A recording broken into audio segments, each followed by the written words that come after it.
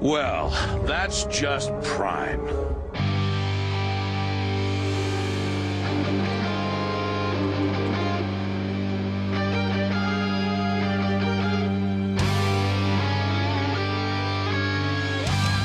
Hey everyone, this is Chris from Carnage Creations, and this is Ian, ArrowFyre, and I'll let him do his little introduction. Hello, everyone, and welcome. Yes, my name is ArrowFyre. Welcome to a nice collaborative episode that we've been planning on doing for some time, haven't we, Chris? But we finally got a date. Just a little while, about 6 months now. Oh, God, it's not that long. We've tried. We've really tried, but work We gets have. in the way, life gets in the way, but we're having fun now, so that's all good. This is a new podcast, and as we said, we've been planning this for about 6 months, but it's going to be a Beast Wars-centric podcast. We're going to follow episodes of the show, and then every now and then we'll mix some little things in here and there. But it's called That's Just Prime, a Beast Wars podcast. So here we are. Ian, how are you, mate? I'm good. Thank you very much for having me. It's nice to find like-minded Beast Wars fans, particularly on the other side of the world as we are. So that's one reason why it's taken so long to get us together. But it's good. Watching the episodes back in preparation for doing this, that's really kind of interesting to me. It's reminding why I kind of fell in love with it in the first place. And I think I'm going to enjoy recanting it with you today and bouncing off and getting that same vibe and passion that we both have for a segment of Transformers. Yeah, it's definitely been interesting rewatching episodes with a mind that's 20 years older or so, and just seeing how you feel about that nostalgia. And to be fair, it's pretty strong still. Like, I don't feel like sometimes you watch an old episode of G1 and you go, God, like, Some I love don't this age, stuff. do they? But yeah, but it's bad, you know. But Beast Wars was just well written, and the animation was pretty good, to be fair. Like, it has its moments, but overall the show holds up. And I think from memory, the actors had a lot of leeway to just do their lines in the time that they wanted to. It wasn't like a modern cartoon where they're like bang, bang, bang, bang, and they just got to punch out lines. So a lot of things went together to make a show really good. And as you said, there's not many of us around, us Beast Wars fans these days. It's the show's sort of old enough that the new fans don't really know it. Some have sort of found it or heard about it and enjoyed it. And then you've got the guys that are a little bit older than us that sort of, they're not really that keen on Beast Wars. They like it in passing, sort of thing. Yeah. We were lucky enough, I suppose, and I said this a few times, that Beast Wars, when it came out, was very much aimed at the, I don't know, anything from like 10 to 14, 15-year-olds, which we were kind of in that sweet spot at the time where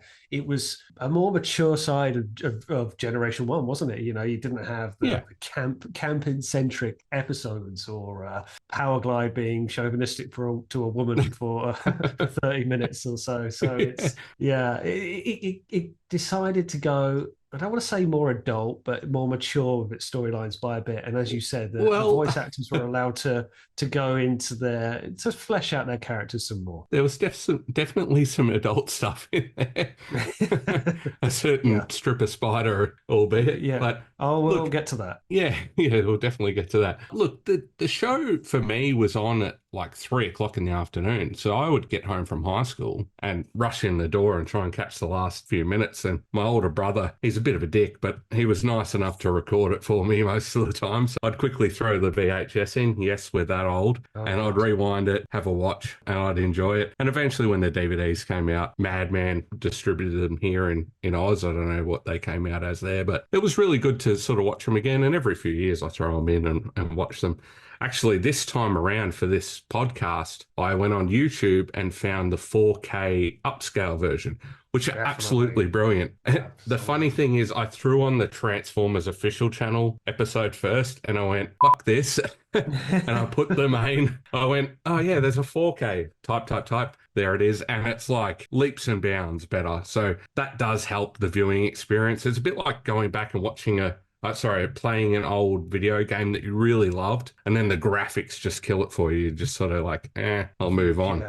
Yeah. I mean, I very much defend Beast Wars for its CGI that was used at times. Like, it's terrible, it's unwatchable. I like it. I still like it. It's not. But then again, it was the same studio who did the reboot series, which I was a big fan of as well. So it was all very familiar, and I've got such a soft spot for it, but I still find it really watchable. But I did as you did. I watched it in 4K, and man, Chris, that is the colors, I was very surprised how vibrant it looked. Not so Well, much I mean, it's still trimmed in on the sides, which annoy me, but yeah, you know, yeah. I mean, 90s show, I can understand.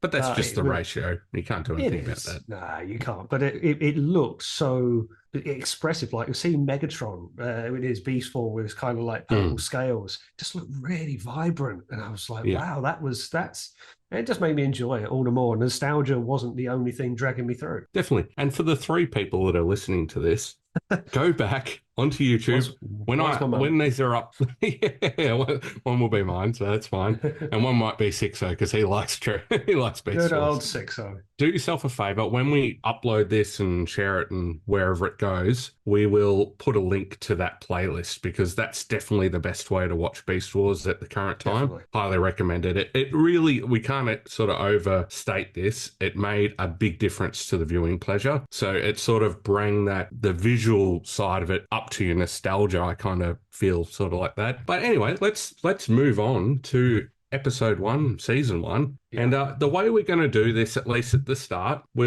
things will progress as we record more episodes, of course, but we're just going to watch the episodes and then record. So for you guys at home, if you wanted to throw an episode on, once we sort of tell you that we're getting into the commentary of that episode, you can sort of follow along because for the most part, our commentary will be in order of what happens in those episodes. They're only like, 20 minutes at most on YouTube. Yeah. So well, you say that palatable. That's something I was thinking of as we were watching it. It's that to me is a right time of an episode length kind of anything. I think G1 more or less followed it, but it's a 22-minute episode runtime. You've got to allow, I'd say, 4 minutes for intros and outros. So you maybe only got about 18 minutes of actual screen time, dialogue, and all. Yeah, they're quite short and sharp. Little nonetheless. But it still felt good. It still felt enough to watch.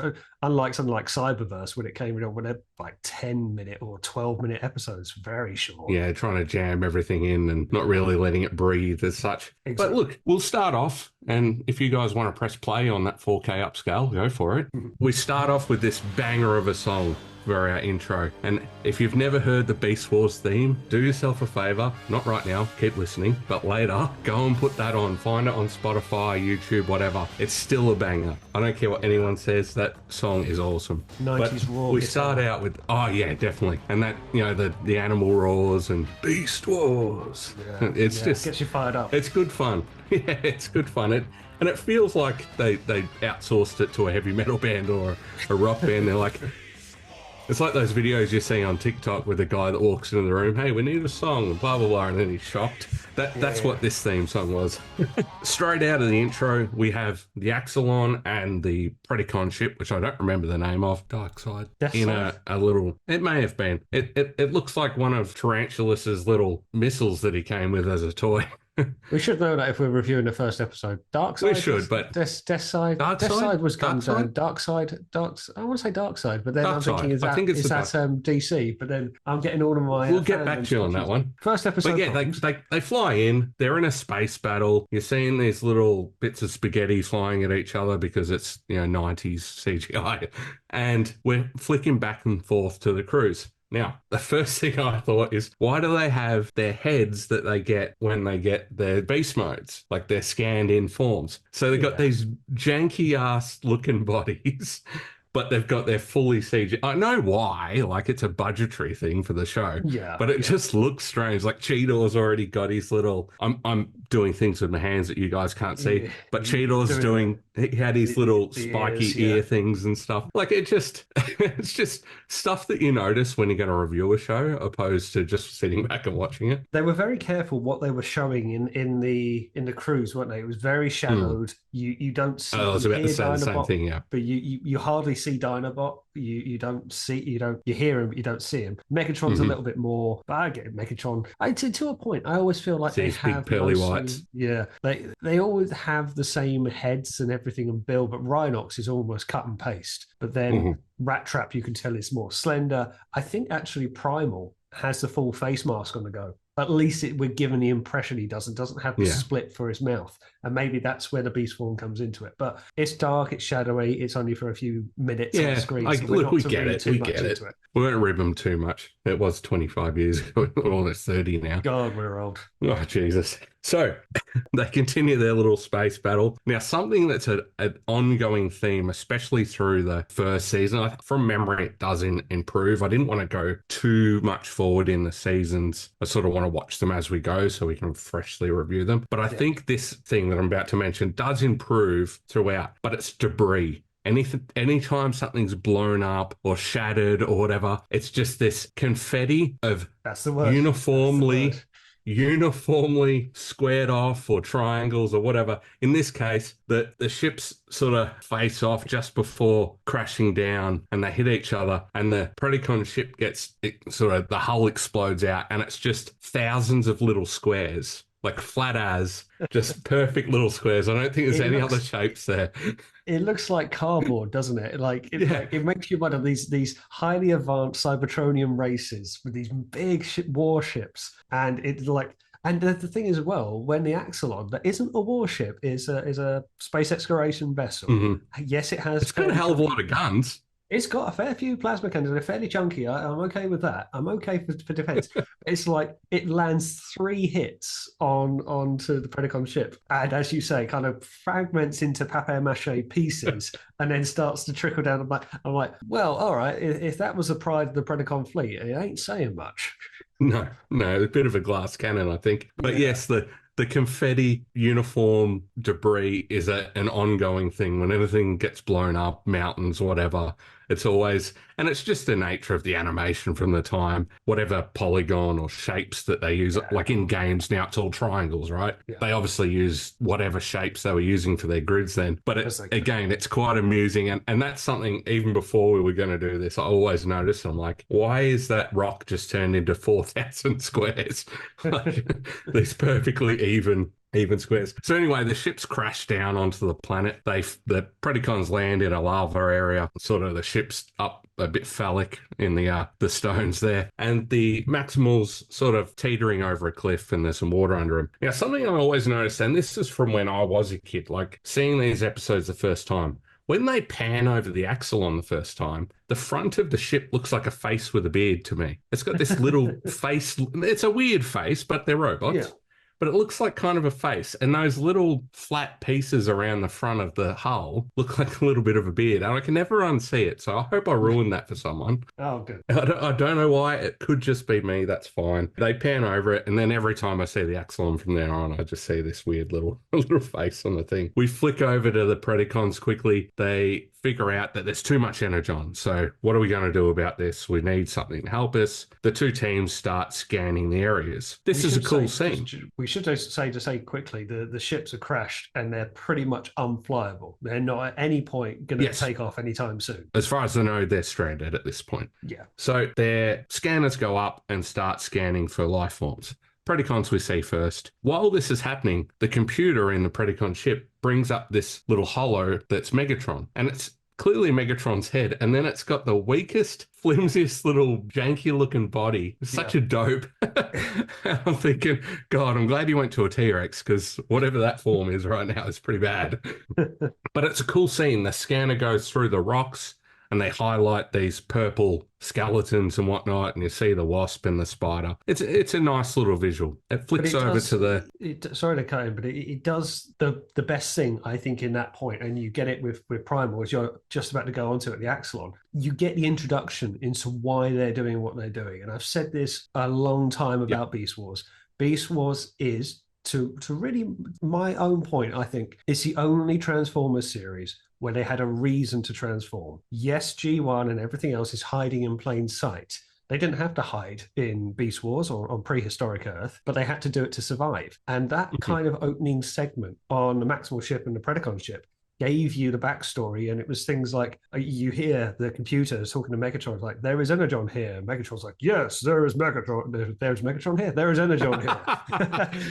And it's too much for them, so they need to figure out this solution. And like you say, it's not for disguise this time. It's for a specific purpose, because otherwise their mechanical forms will malfunction and shut down. So yeah, definitely agree with you. It's a very good plot point early on, and it's something that they carry through specifically with the first season as a very big thing, and it drives the story nicely in locations and times.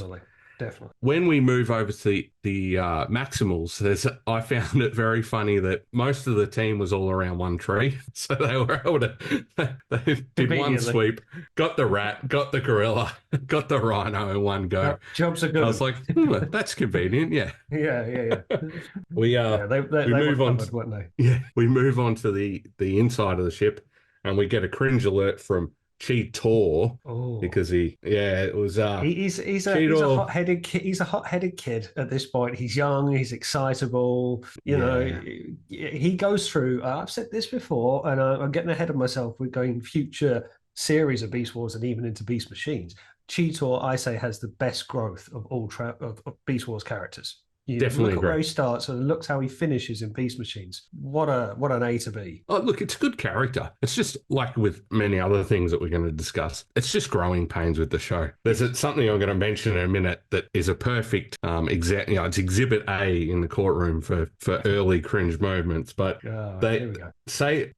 they have an argument. And Primal comes out of the chamber and he says, and I quote, "Moderate your conflict circuits." And I thought, Well, don't worry geez, about don't get too hung up on this because there's more like that throughout the show. yeah, the jargon is strong early on. Yes, It's always there, but early on they're like really trying to push that this is they're robots and they're Sci-fi show. Yeah. Yeah, I'm with you. Back to our animation thing, this is where we start to see how nice these character models are. And the only real thing that happens is a bit of clipping. Ignore backgrounds and stuff, but just for the character models, they do have a bit of clipping. And it is fairly obvious sometimes where arms are moving into bodies and vice versa. To be fair, you watch a modern animation that's not super, super big budget and you see it still now. So it's not that big of a deal. But the animation, again, on the 4K upscale, is beautiful. It's good on the normal one too, but we really get to see how nice the work they put into these character models.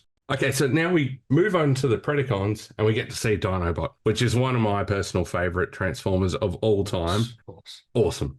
We'll get to why he is awesome. At the moment, it's just cool, but he gets better. Dinobot has the most BS transformation in the show, and yet somehow Takara managed to pull off a beautiful masterpiece figure of that toy. I still say that's one of my best figures that I've got. And I've got my wall of collection behind me, and I've got some belters in here. That's the one I save in the event of a fire. I definitely. You can't see mine. The cabinets behind me, just behind the Great Robot Base, is a central cabinet, and it's all my masterpiece Beast Wars. Absolutely love them.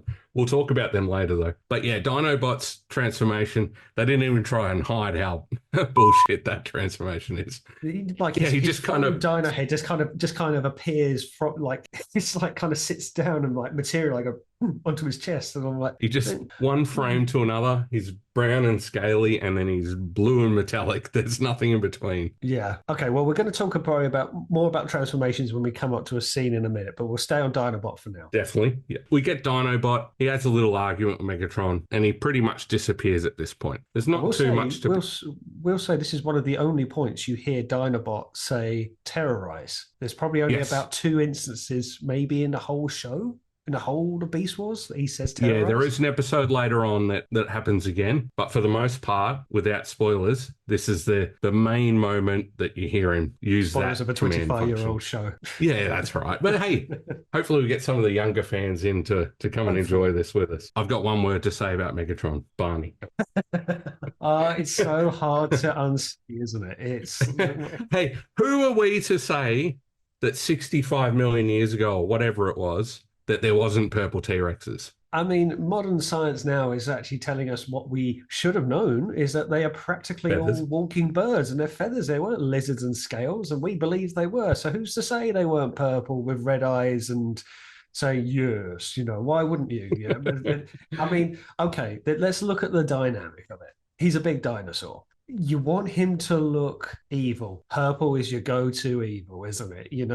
And if you can make him another color to be like bold, evil, not soft, neutral colors, then you're going for a red and a black, and then you're making him look cool, danger. So he probably had to be purple unless they went for some kind of swampy marsh green or something. I don't know. And let's be honest, it's a kid's show. They want to sell toys. Purple dinosaur works. It pops on the shelves. Megatron's a dinosaur, but our imagination. Sorry.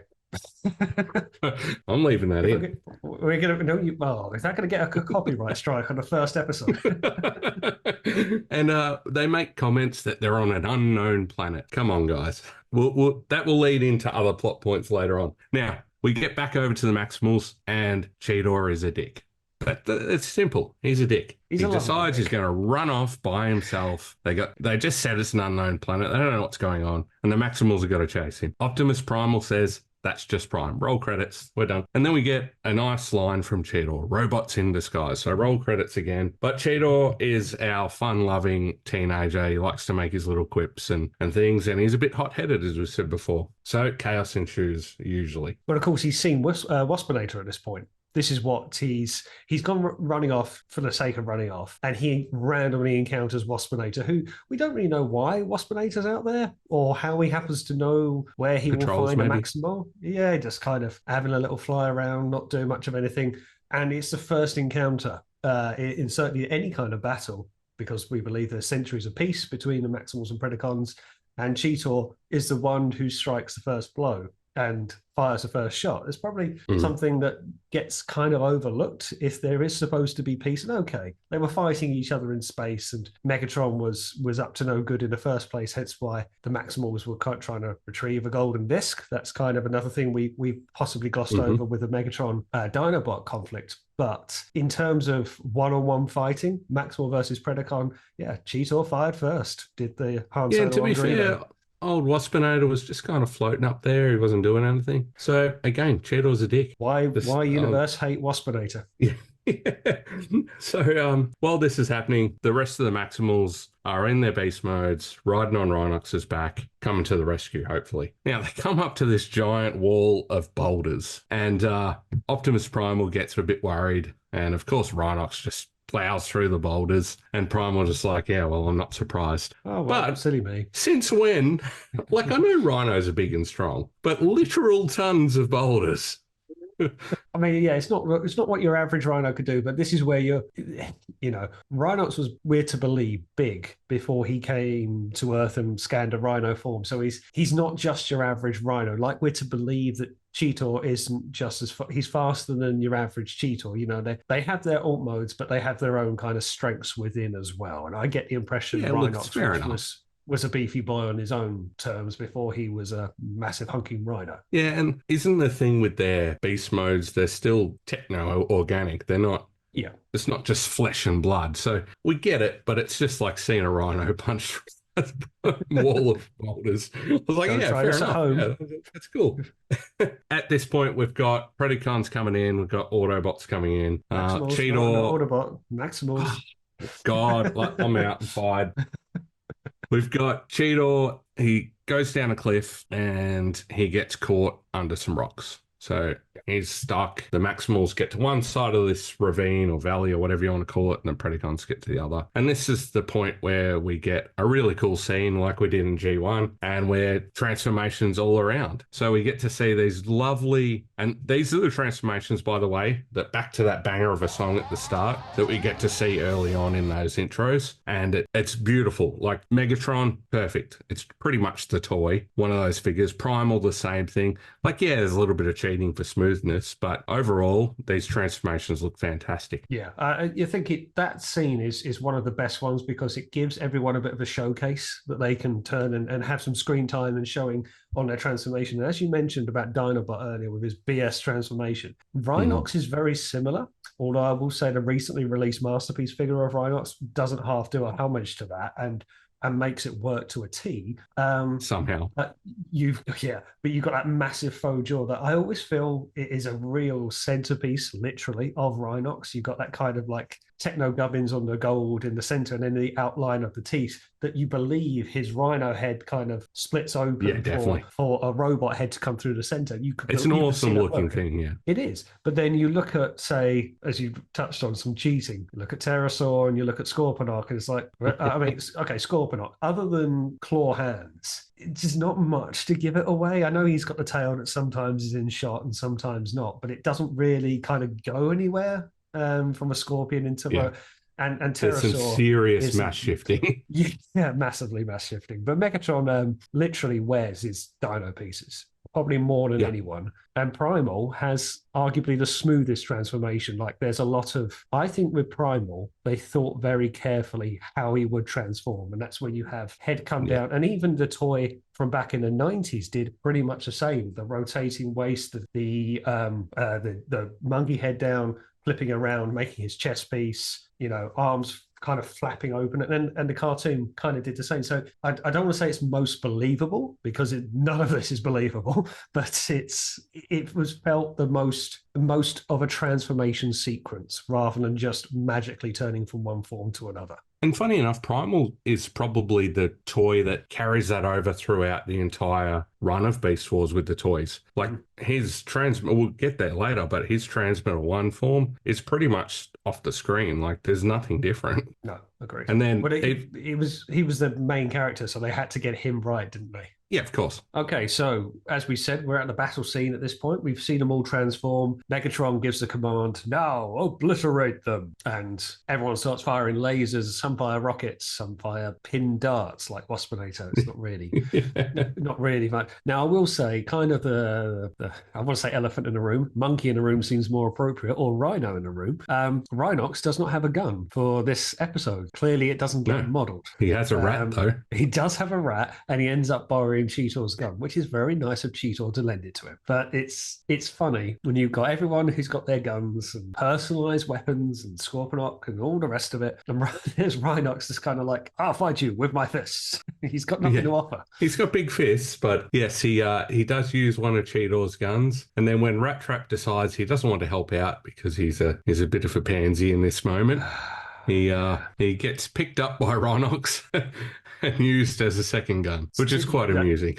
At this point, like, I forgot watching the episode back how much of a pain in the ass Rat Trap is. I know he's there to be I don't want to say comic relief, because I feel in many ways Cheetor was that, but he was the wisecrack. He was the smart ass. He was the one to try and be, antagonizing in many ways. And he certainly got under Primal skin. But as you say, when Rhinox picks him up, it's 0 F's given at this point. It's just, I've got less than no time for you. You will do this. And then you can tell how big and strong Rhinox is too, because Rat Trap's getting all the recoil from his little gun, and Rhinox is just holding him straight out in front. Brilliant. It's that proper gentle giant, isn't it? It's just like, I could snap you like a twig any moment, but I won't.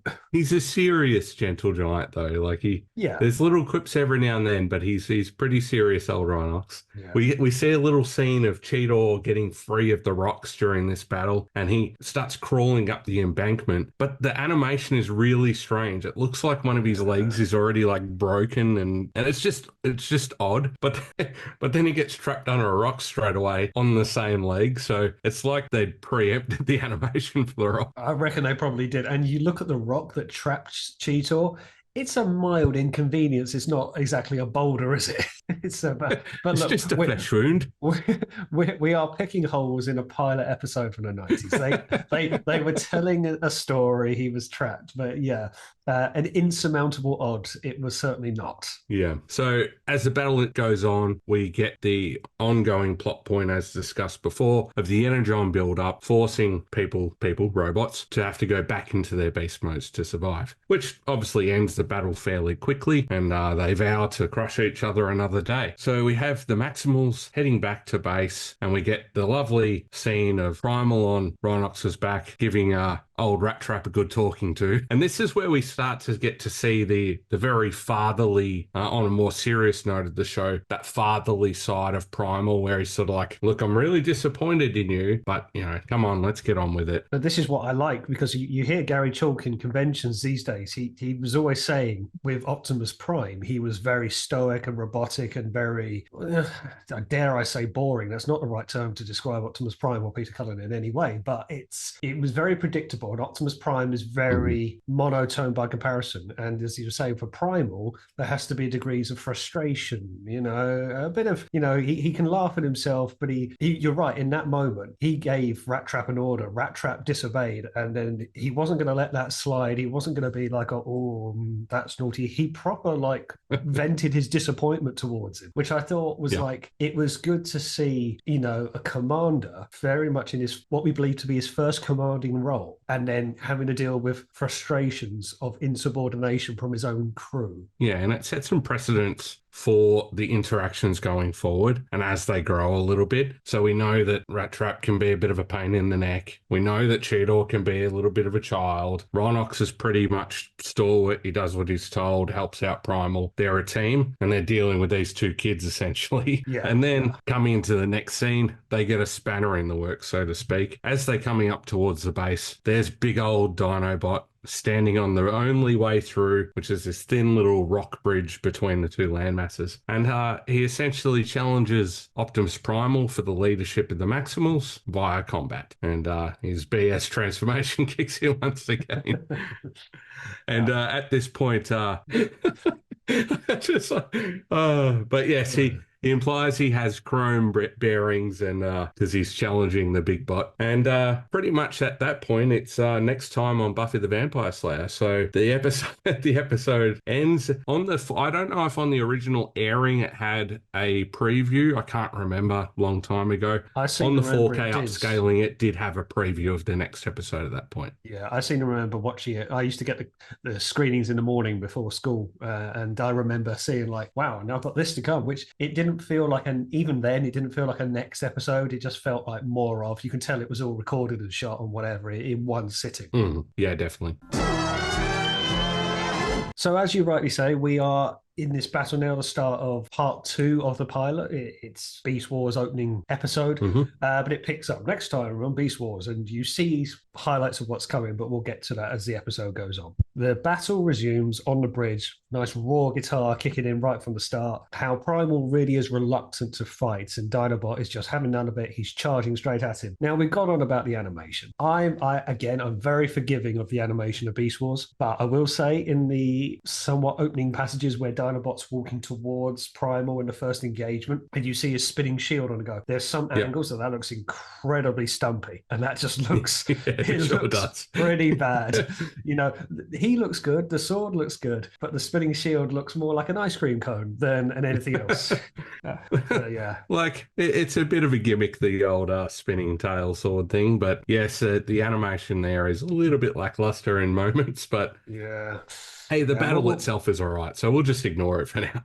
So the battle goes on, and you can tell all throughout that Primal's not interested. Of course, he's wounded. He's recovering from the fight with the rest of the Predacons, so he very much doesn't want to fight. And he says at the start, before they engage in conflict, you are welcome to join us, but you will not lead. He's digging his stilettos in. He's not having it. But the battle goes on, and it's a fairly back and forward battle. Although quite early on, Primal takes a mighty swing and absolutely rings Dinobot's bell, which I forgot how early on in the fight it is. Yeah, but as you say, Primal is quite reluctant at this point. He's trying to be the true leader. This gives us a good look at Primal trying to be the leader. And he knows he's strong. He knows he can handle Dinobot, but that's not the point. He's trying to get a resolution here where he can do the right thing. And he does that often, and sometimes to his own folly. Sometimes it works. But in this case, as you say, he gets that one big hit in, and it's like, hey, settle down, buddy. He doesn't want to go full bore and, kill Dinobot in that instance. He doesn't want to kill anyone. He's a scientist. He has ground to stand, and that's what's happening. Yeah, and I think we see, I don't take any pleasure saying this because Dinobot is my favourite character in all the Beast Wars, but I feel we see a very almost naive Dinobot. He's very, I don't know what it is. He feels like he's just raging into battle. He's doing a lot of flips and whatever, and it doesn't feel like the Warriors combat that we come to know in latter episodes, even of the first series, where he's fighting Megatron one-on-one, and he's more than handling himself against Megatron. And against Primal, he feels like he's just running into trouble. And Primal is like, I could end you, but I don't want to. I will just... And that's where that punch is like to knock some sense into him. Like, Well, that's enough. Behave yourself. But the battle goes on, and of course, this is above a perilous drop. So really, one shall stand, one shall fall. We've had this before. Dinobot tries a bit of a cheap shot, which forces Primal to slip, and he's hanging precariously off the bridge. To which Dinobot holds a sword down, and you think at that point it will be curtains for Primal. Yeah, look, he does do that. They end up back on the what do you call it? The bridge. I was lost for words there, on the stone bridge. And there is a moment that Dinobot tries to go for it and then cops it. And you get a nice, funny little animation of his head sort of wobbling around. When he says, just before that point, he pulls him back up because Primal says to him, what are you doing? You won. And that's where Dinobot, you see puts the swords down. Side. Flicks him back up onto the bridge, yeah, and says, you slipped, it wouldn't be honourable to defeat you. And this is where you see the cornerstone of Dinobot's personality. Correct, he doesn't want to win by that manner. He wants to win as a warrior, defeating Primal, not just Primal falling off a cliff, And then the battle more or less finishes at that point. That's because that's when the rest of the Predacons, who miraculously, again, know where the maximal base is, even though they've got no way of knowing where each other's crashed, and they just happen to be turning up in all of planet Earth and all the rest of whatever continents are forming at this point. But anyway, they turn up in their beast forms, see that they're on the bridge, and Megatron's thought, aye, I'm going to have a go here, and they start launching rockets at the bridge, and we have another mini battle. The funny thing with that whole knowing where each other is all the time, there's scenes in this series where they're clearly in different continents or way away from where they are just due to weather, but somehow they're always within an arm's reach of each other. There's like 10 characters. It's very convenient. It's like, how can you all be on each other's toes at the same time?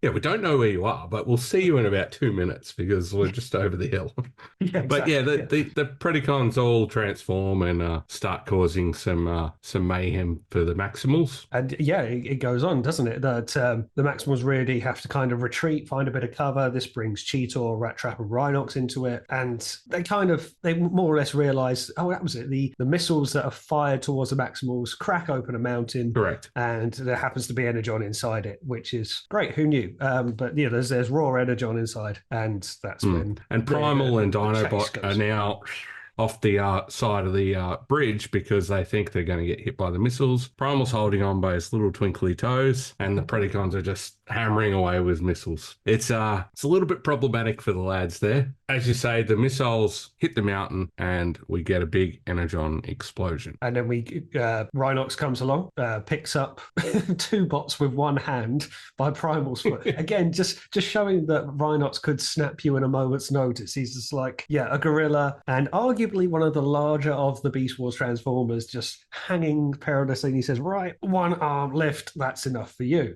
And off they go. So the attention is diverted. They realize we don't need to fight. There's the Energon. It's raw, but it's why we're here. The Predacons start going for it. And the Maximals realize that they've got to stop Megatron getting this power. They're not necessarily interested in the Energon themselves, but they know they need to stop Megatron and the Predacons getting it. So they do their separate paths of this ravine, whatever, and they're heading towards the same point, which then leads to a little bit of distrust, doesn't it, in the Maximal camp, which has been the theme throughout the start of the episode, really. That a couple of them are not happy that Dinobot is one of them very quickly. Well, they obviously don't trust him. He's a Predacon. He's fairly vicious, and he doesn't really care that they trust him or not, and he doesn't really make bones about trying to convince them either. So it's a little bit hard for them to try and get this camaraderie going early. It does happen eventually, obviously. While this is happening, this argument, and the Predacons come back in and cause more chaos. Yeah, it's sending off, and probably what is a shrewd move from Megatron, knowing that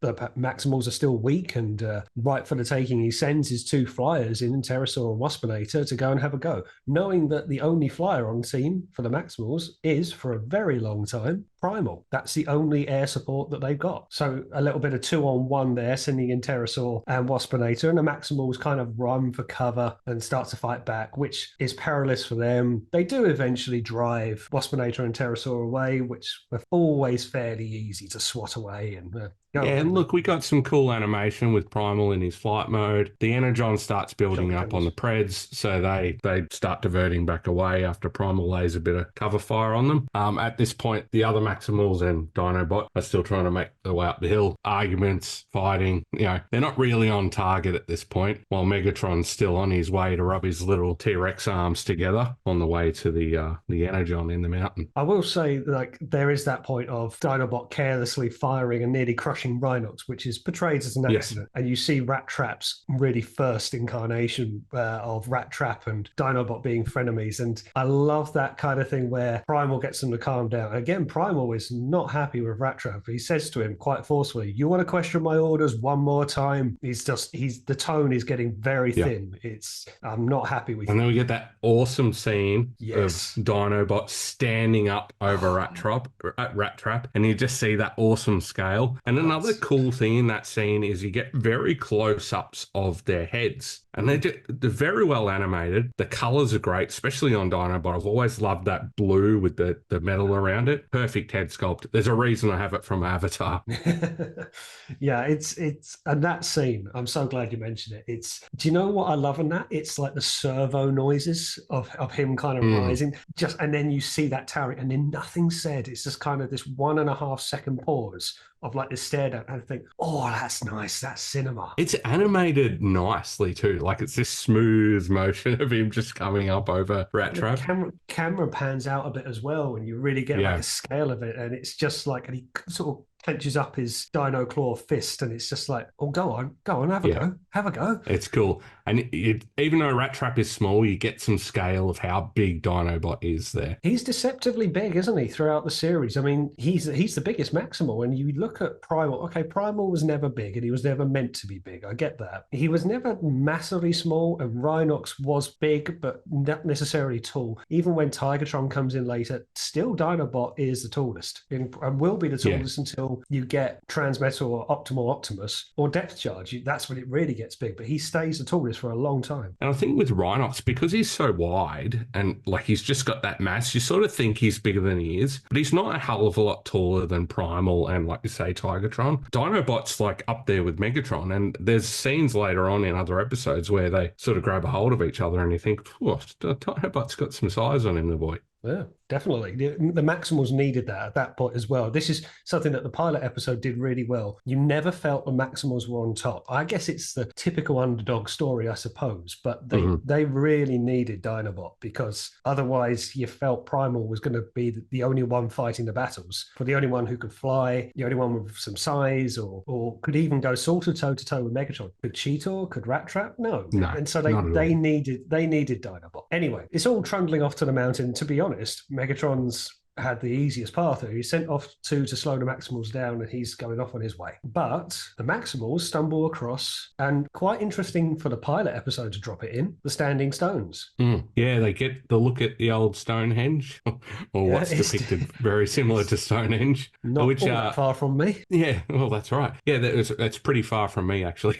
But they get a good look at it, but they don't know what it is. They're very curious, but obviously there's some other things going on. So they sort of put that in the back of the memory for now, and they keep going. Now we come up to one of the really iconic scenes in the show, and again it's used in the intro of the show too. The Predacons and the Maximals all show up at the Energon at the same time. They're lined up one side or the other. We've got pretty even numbers now with Dinobot over on the Maximal side, and we get this cool beast battle ensuing, because they're all stuck in their beast modes at this point from overload of Energon, and this raw Energon right next to them. They just can't transform. So we get this cool battle, and there's a really cool scene, and it's funny, but Megatron pins Primal to the back of the cave, or this cliff, and he busts up his leg, and then Primal just surges this bit of strength and whips around Megatron by his tail and sends him flying into the wall. It's very comical. It's quite a fun scene. I mean, I don't know how you would ever choreograph a gorilla fighting a Tyrannosaurus Rex. I mean, it's like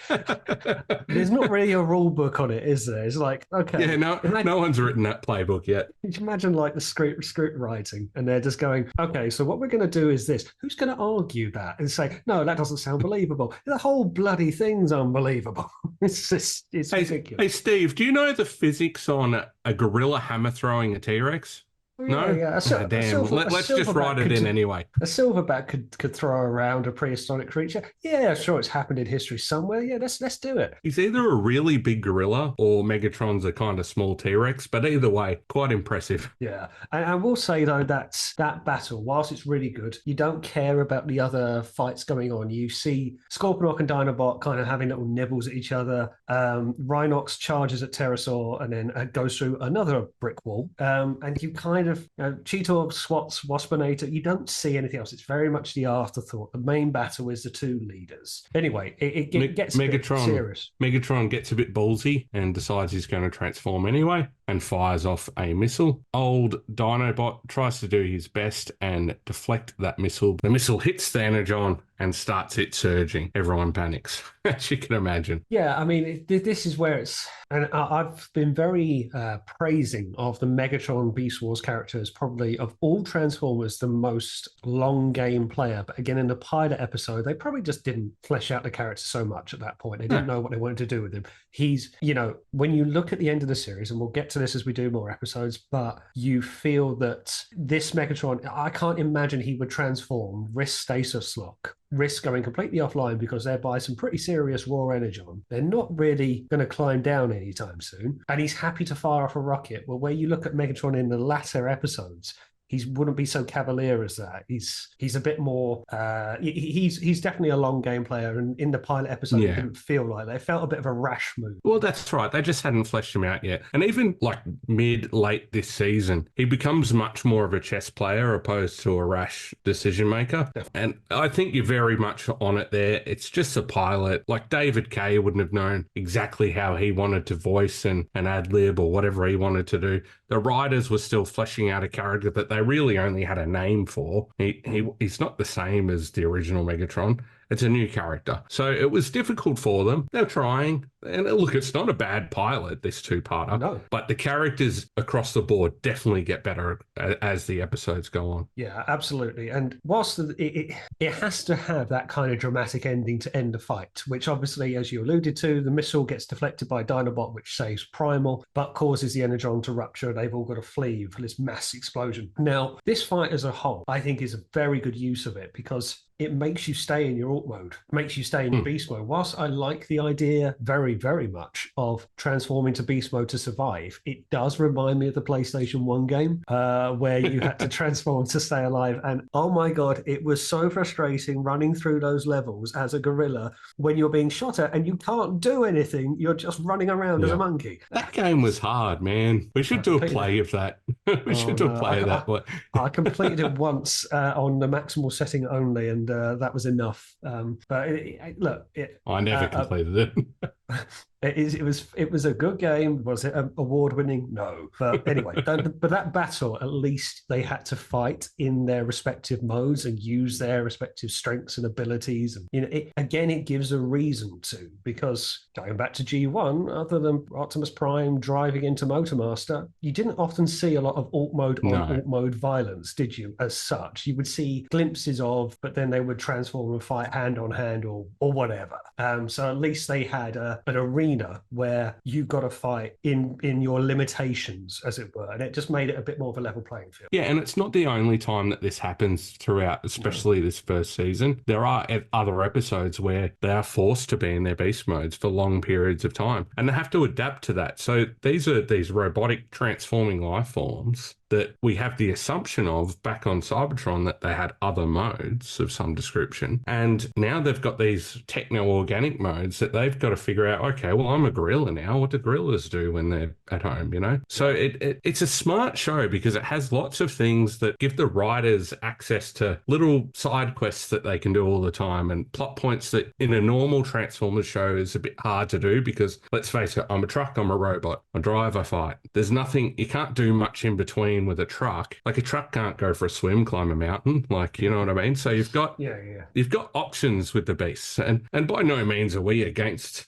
the other series. I love all of Transformers, but it's just such a well-written show. I think it's probably the best written show out of all of the series. I massively agree. Oh, of course we would do. It's a Beast Wars podcast, but yes, I completely agree. It's you know, there's some other pretty good ones too, but yeah, it's. I just feel that they had a complete blank slate, and it was a chance to do something different. Going on, we finish off the end of the episode, which isn't much of anything, but you don't see the Predacons fleeing, but you see Megatron jumping off a mountain, and it's that kind of do you know if the villain's escaped or he might sneak out away? It's to give that little drop of he's not dead, wink wink. Okay, fine. The Maximals are then by the side. Rat Trap has his usual moan, but more or less it's just a finish with Primal and Dinobot kind of having this, all right, you're with us. It's very unofficial, but it's like, and Primal has his bit of a cheer, and the camera zooms out and credits roll. But it sort of starts that relationship off with Dinobot and the Maximals, which is still very tedious as we go into the next episode, which will be our next podcast episode. But it does start that foundation for the team. They've survived this battle together. Dinobot showed at various moments that he was willing to cooperate and even sacrifice himself if needed. So it sets up that nobility and that honor of Dinobot's character, which is a very strong theme throughout the series. Yeah, it ends what I was quite pleased with watching it again. It very much could have just ended and been a pilot and gone no further, but they leave it to a point that they could continue a story. Like there's building blocks to develop the characters further. Rat Trap's going to be a pain in the ass. All the rest of it's going on. But there's dynamics to be had. And it wasn't just this could be a 2-episode pilot that doesn't get taken up by a studio or whatever, a platform or whatever. But it's quite well written as a pilot, even if the Energon battle does end abruptly. I think we hear the rah-rah speech at the end, let it be called Beast Wars, which I always kind of feel like, who's he saying that to? He's saying it to us, isn't he? That's right. Breaking the fourth wall just a little bit. It's to your point before, they kind of had a bit of free reign with the show because Transformers has really petered off and they didn't have any real active media besides some sporadic comic stuff and some re-releases of G1 under G2.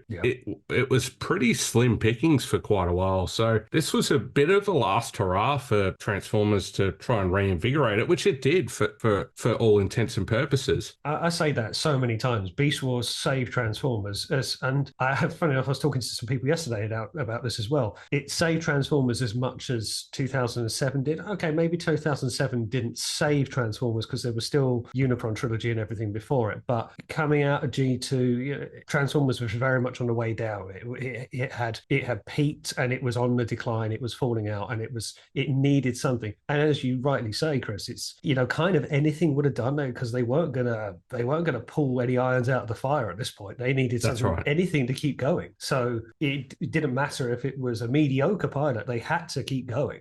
Fortunately, it went quite well. And look, and what it did, like you say with the 2007 film, it brought a new audience in. It wasn't so much that it saved the show, which it did in some ways, but it brought in fresh audience. Yeah. Because the Bay films, not that this is a Bay film podcast, but the Bay films were different enough that new audiences were interested, and they were good enough films, at least some of them, that the G1 fans were happy to go and watch too, We're talking about money, like big blockbuster films, compared to a well-written television show that children were watching constantly. And that's what drove the sort of momentum for the general brand at that time through that mid-90s. And it also got toys back on the shelves, which to a point, toys really were good not toys. Going to stop. They are massively so. And we could do a whole separate episode on the toys of and Beast we probably will. We probably will. But at that time, there were G2 stuff in the shops, and I was buying G2 stuff, but it was definitely thin by comparison, And then I remember some of the toy shops where I lived when you started getting the mega classes. I'm going into it now, but you start seeing the stuff on the shelves. There were definitely toys there. There was a buzz around it. Toy shops wanted to get them in because they were selling. It was on TV regularly. It was on good time slots as well. So there was interest and buzz, and it led to future episodes, which we will cover, won't we? Yeah, definitely. It we're sort of not really understating it here. It was very important at the time, and it was a brilliant show. And hopefully whoever's listening and more and more of you as we go, with any luck, will either enjoy reliving some of this, or hopefully you'll get to experience a show that you didn't know really existed or you didn't really know much about and enjoy it with us. Because for the most part, the general consensus is that people that do properly watch Beast Wars enjoy it. Oh yeah, you can't find anyone who doesn't say there isn't an aspect of it. They don't. They enjoy it for the dialogue. They enjoy it for, some people say, the animation. Not many, but some do. They enjoy it for characters like Dinobot. You know, there has a segment to reason to watch it, but it's different enough from G1 to have its own audience, I think, as well, or G1 fans who want to go into it. And if you haven't watched it, man, give it a try. Take it from this podcast, and as Chris said, there'll be links. Go and watch the 4K version. Treat yourself to that. It's so good to watch. And as we wrap up, guys, we've got a Twitter already. I'm going to call it Twitter because I don't want to call it X because it's a stupid bloody platform. But we already have that account. I will be making one on Blue Sky, so by the time this comes up, it will be on Blue Sky. We will post it on our relevant social medias as well and try and get it out there. Whoever's listening, if you can give it a share, like it on whatever platform that it's on, and we'll try and get it going. But we'll be trying to get regular episodes out as we can. We'll try and make it somewhat consistent. Hopefully the format improves and it gets more fun as we go. Not that this wasn't fun, but it's a fresh podcast, so give us a break.